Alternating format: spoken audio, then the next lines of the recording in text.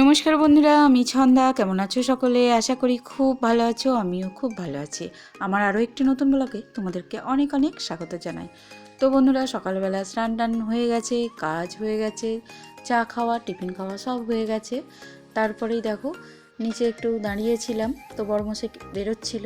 তো ওকে বলেছিলাম যে একটু আজ মাছ আনতে, ঝোল করব, মানে জ্যান্ত মাছ।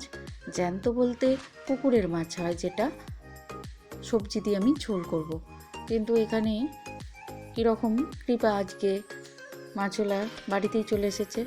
তো ওনার কাছ থেকে আমাদের মাছ নেওয়া হচ্ছে, কাতলা মাছ। তো উনি কেটে দিচ্ছেন। আর বটিটা দেখেছো, যেমন বড় তেমন ধারালো। আর এখানে কিছু বাটা মাছ আছে, আর মোরলা মাছও আছে।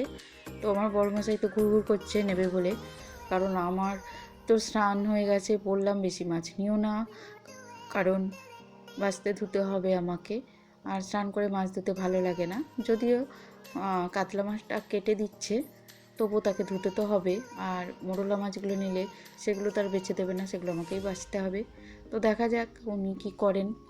আর এদিকে দেখো আমাদের পাড়ার অতিথি, এনাদের জন্ম হয়েছে কিছুদিন হলো, এখন তো হয়েছে।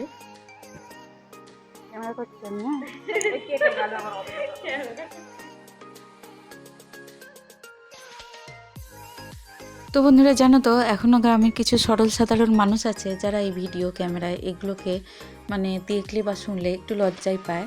তো যাই হোক, ওখানে বর্মশাই যতক্ষণ মাছ কেনাকাটি করছিল, আমি একটু প্রাকৃতিক সৌন্দর্য দেখতে বেরিয়ে পড়েছিলাম। কি সুন্দর লাগছিল না বকগুলো খেলতে দেখে।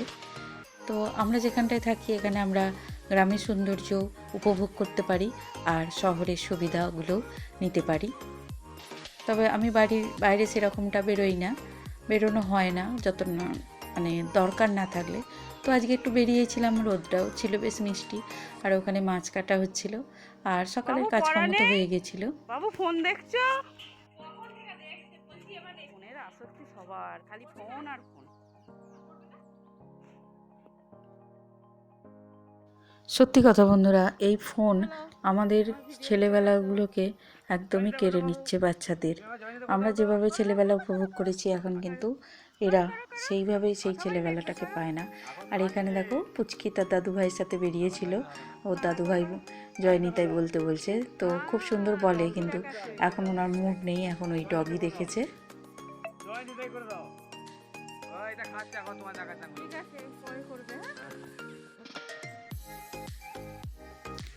তো বন্ধুরা, আমাদের মাছ কাটাকাটির পর্ব মিটে গেছে। এবার আমি ধুয়ে নিচ্ছি মাছগুলোকে।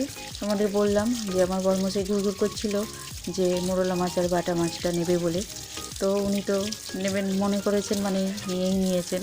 তো প্রথমটাতে একটু মাথার পিত্তিটা গরম হয়ে গেছিলো, কারণ আমি ওকে বলেইছিলাম শুধু ঝোল করবো, সেই মাছ নাও। তো অল্প করেই নিয়েছে, তার জন্য মাথাটাকে ঠান্ডাই করলাম আর কি, কিছু করার নেই, নিয়ে ফেলেছি যেহেতু। আর প্রথমে মাছটাকে, আমি কাতলা মাছটাকে ধুয়ে নিলাম, তারপরে এবার বাটা মাছ আর মোরলা মাছটাকেও বেছে নেব। তবে বন্ধুরা, বানিয়েছিলাম মোরলা মাছের টক আর বাটা মাছ ভাজা, কিন্তু ভালোই লেগেছিল। পরে ভাবলাম শুধু শুধুই বড়মশাইটাকে একটু মুখ করে ফেললাম, বকে দিলাম। তো মাঝে মাঝে হয় জানো তো, যখন মুড থাকে না, সেই কাজটা যখন করতে হয়, তখন একটু তো মাথা গরম হয়েই যায়। কিন্তু আমাদের মেয়েদের তো মানিয়ে নিতে হয়। তো মাছ বেছে কড়ার মধ্যে চাপিয়েও দিয়েছি মোরলা মাছ। আর সত্যি বলতে মোরলা মাছগুলো যা লাগছিল না খেতে, টকটাও ভালো লাগছিল, ভাজাও ভালো লাগছিল। আর কড়াইতে যখন বাটা মাছগুলো দিলাম, তো বাটা মাছগুলো খুবই করুণ দেখতে লাগছিল, কিন্তু খেতে ভালোই ছিল। আর এই তো কাতলা মাছ, যেগুলোকে আমি ভেজে নিয়েছি। আসলে ফ্রিজটা একটু প্রবলেম করছে, ডিপ ফ্রিজে রাখতে পারছি না, তাই সমস্ত মাছ আমাকে ভেজেই নিতে হচ্ছে। তাই জন্য আমি সমস্ত মাছগুলোকে ভেজে নিয়েছি। আর এদিকে দেখো আমার ঝোল রান্না রেডি, ফুটে উঠেছে ঝোল, জাস্ট খালি নামিয়ে নেব। আর এই সবজি দিয়ে গরম গরম মাছের ঝোলটা জাস্ট ইয়ামি। আর এদিকে দেখো অনেক সবজি এনেছে, সেগুলোকে একটু সাজিয়ে রেখেছিলাম ভিডিও করব বলে, তারপর গুছিয়ে রাখবো। যদিও অল্পই আছে, তবু দেখতে ভালো লাগে। শীতকালে সবজি যেমন দেখতেও ভালো লাগে, খেতেও ভালো লাগে। তো যাই হোক বন্ধুরা, আজকের মতো ভিডিওটা এখানেই শেষ করলাম।